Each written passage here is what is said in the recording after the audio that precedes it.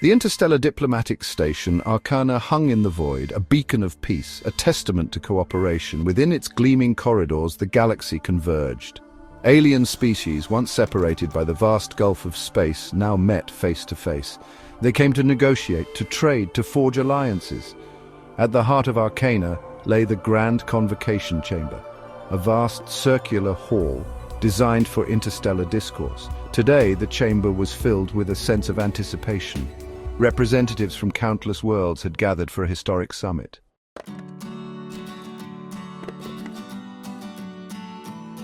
For years, humanity had striven for acceptance among the stars. It had not been an easy path. The galaxy was a crowded and often unforgiving place, but through patience and perseverance, humans had earned their place at the table.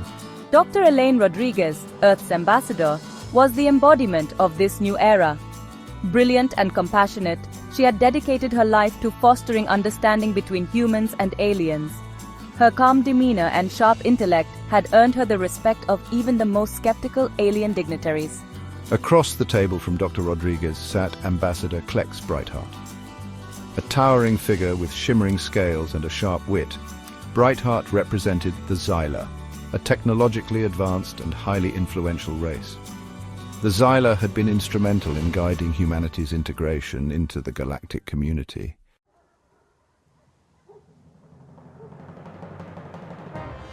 The atmosphere in the chamber was electric. A sense of optimism prevailed. After years of negotiations, a groundbreaking treaty was about to be signed. The hum of anticipation was palpable. Cameras flashed, capturing the historic moment for audiences across the galaxy. Dr. Rodriguez, elegant in her diplomatic attire, smiled warmly at her counterparts. She exchanged a knowing glance with Ambassador Brightheart. Even the cynical Xyla ambassador seemed pleased. But as the proceedings began, a subtle shift occurred. An undercurrent of something darker, something unexpected, rippled through the chamber.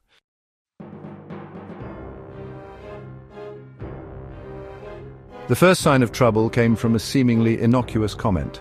Ambassador Vrix, a delegate from the insectoid krill hegemony, let out a sharp, clicking laugh. Humanity's inclusion is interesting. Their history is short, their achievements limited. A wave of murmurs rippled through the chamber. Dr. Rodriguez, her brow furrowed slightly, maintained her composure. Her years of diplomatic training kept her expression carefully neutral. Ambassador Brightheart, his reptilian eyes gleaming with amusement, leaned back in his chair. He radiated an air of haughty indifference, as if the proceedings were barely worth his attention. Yet, Dr. Rodriguez noticed a flicker of something else in his gaze.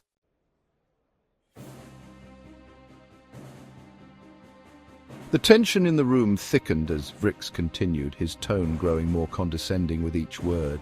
Indeed, one must wonder at the audacity of a species that has barely emerged from its own planetary cradle, a species that has already inflicted such damage upon itself. He paused, letting his words hang in the air like a venomous fog. Delegates exchanged uneasy glances. With a flourish, Vrix gestured towards a holographic display that suddenly sprang to life above the center of the chamber. It depicted a montage of images, polluted skies, ravaged landscapes, the horrors of human history laid bare for all to see. The last primitive species to join our ranks, Vrix declared, his voice dripping with disdain. Only here because we chose to overlook their shortcomings. A charity, one might say.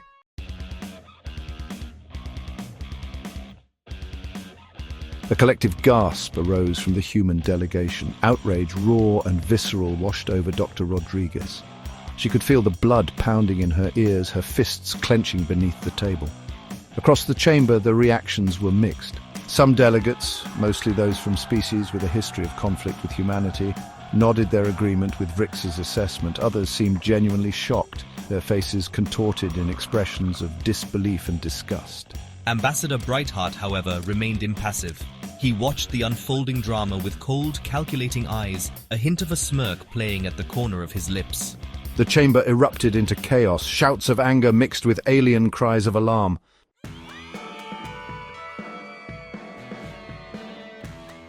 Dr. Rodriguez rose to her feet, her voice trembling slightly as she addressed the assembly.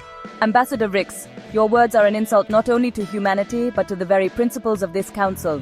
Her words, amplified by the chamber's acoustics, cut through the din. Slowly, reluctantly, silence fell once more. All eyes turned to the human ambassador. We have come here in good faith. We have worked tirelessly to prove ourselves worthy of your trust, your respect. She paused, letting her gaze sweep across the faces of the assembled delegates. We will not tolerate this kind of disrespect. Humanity demands an apology. The air crackled with tension. The fate of the summit, and perhaps even the fragile peace that held the galaxy together, hung in the balance.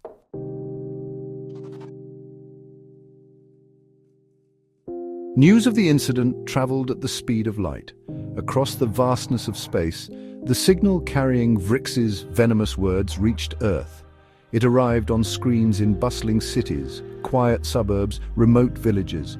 A collective gasp of disbelief, then anger, swept across the planet. World leaders summoned from their beds at ungodly hours convened emergency meetings. Faces etched with a mixture of fury and determination flickered across video screens. The situation was unprecedented. Never before had humanity, standing on the precipice of galactic acceptance, been subjected to such a public humiliation. In secure bunkers, deep beneath the Earth's surface, military commanders watched and waited, but this was not a time for rash action. This was a time for strategy.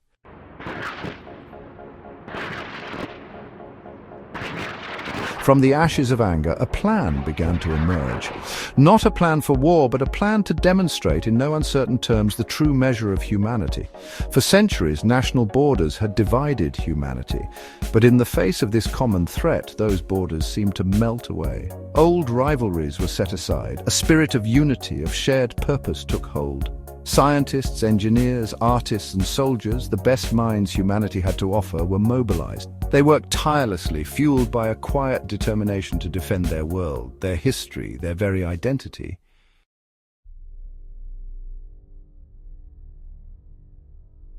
A hush fell over the Grand Convocation chamber as the doors slid open with a hiss of pressurized air.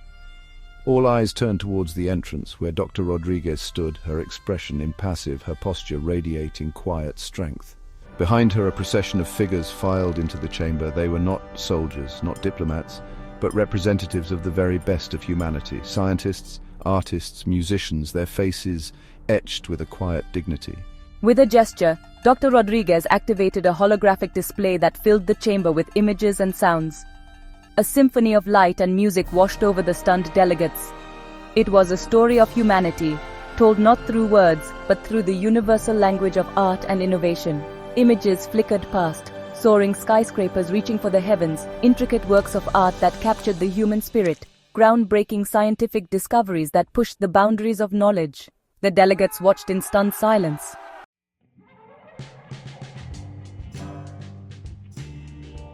Whispers, some of awe, others of unease, rippled through the chamber as the delegates, their faces illuminated by the holographic display, watched in stunned silence. They had come to Arkana expecting to witness the humbling of a species they perceived as inferior.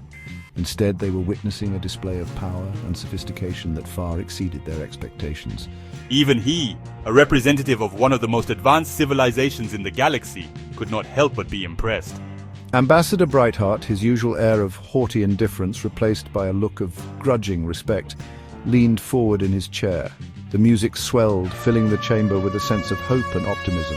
It spoke of humanity's resilience, their ability to overcome adversity, their unwavering belief in a brighter future. The delegates, their initial skepticism giving way to grudging admiration, found themselves captivated by the display.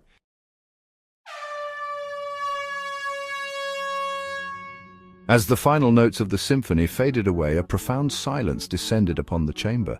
The delegates, their eyes still wide with wonder, seemed to hold their breath, as if afraid to break the spell. We are humanity. We are flawed, yes, but we are also capable of great things. She paused, letting her words sink in. We come to you not as supplicants, but as equals. We seek not your charity, but your respect. Her voice resonated with quiet power, a power born not of weapons or technology, but of the indomitable spirit of humanity. The silence stretched, broken only by the soft hum of the holographic projector. The delegates, their faces etched with a mixture of awe and apprehension, exchanged uneasy glances. The balance of power in the chamber had shifted, subtly but undeniably.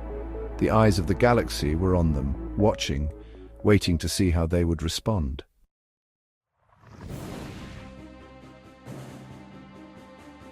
The silence in the grand convocation chamber stretched, thick and heavy. It was a silence born not of agreement, but of stunned contemplation. The delegates, their multifaceted eyes wide with a mixture of awe and apprehension, shifted in their seats. The air thrummed with unspoken tension. Ambassador Vrix, his earlier arrogance replaced by a thin sheen of perspiration on his chitinous brow, fidgeted under the weight of the galaxy's gaze. He had expected outrage, even retaliation. He had not expected this display of quiet yet undeniable power. She had played her hand. Now the galaxy held its breath. Dr. Rodriguez stood calmly amidst the swirling currents of emotion. Her heart pounded against her ribs, but her face remained a mask of serene determination.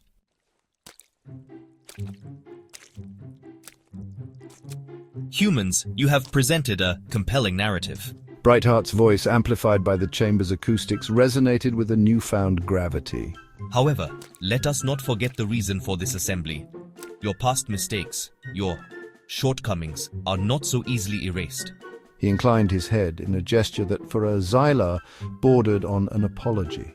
He gestured towards the holographic display, now dark and silent. A murmur of agreement rippled through the chamber. The delegates, emboldened by Brightheart's words, began to stir, their earlier awe giving way to renewed skepticism. The fragile piece, so painstakingly built, threatened to crumble once more. The galaxy has offered humanity a place at the table, a chance to join the community of civilized worlds. But this privilege comes with responsibilities. Brightheart, his eyes fixed on Dr. Rodriguez, continued, his voice echoing in the vast chamber.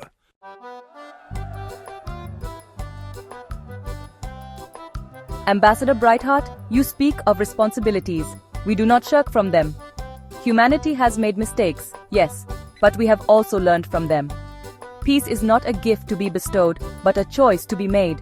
Every single day, we choose peace. The weight of the galaxy's expectations pressed down on Dr. Rodriguez. She knew this was a pivotal moment.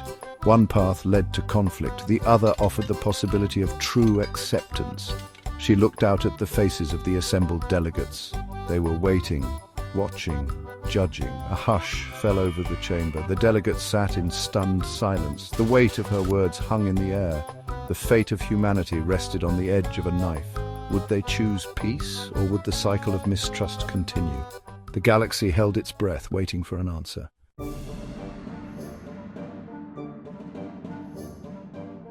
A palpable tension lingered in the air as the alien delegations began to file out of the grand convocation chamber. The initial arrogance and disdain that had colored their arrival were gone, replaced by a newfound uncertainty. The weight of Dr. Rodriguez's words, her declaration of humanity's choice for peace, hung heavy in the air.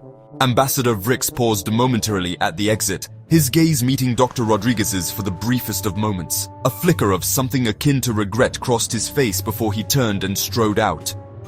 Ambassador Brightheart lingered for a moment longer, his reptilian eyes fixed on Dr. Rodriguez. The faintest hint of a smile played at the corner of his lips, a gesture that could have been admiration.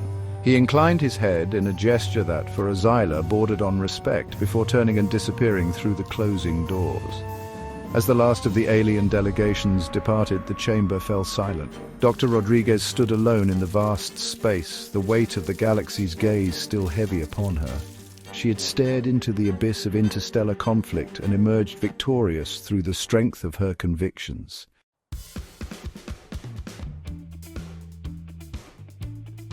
Dr. Rodriguez closed her eyes, drawing strength from the silence, the echoes of humanity's triumph still resonating in the air. The insult, the challenge, the fear all faded into insignificance against the backdrop of what they had achieved.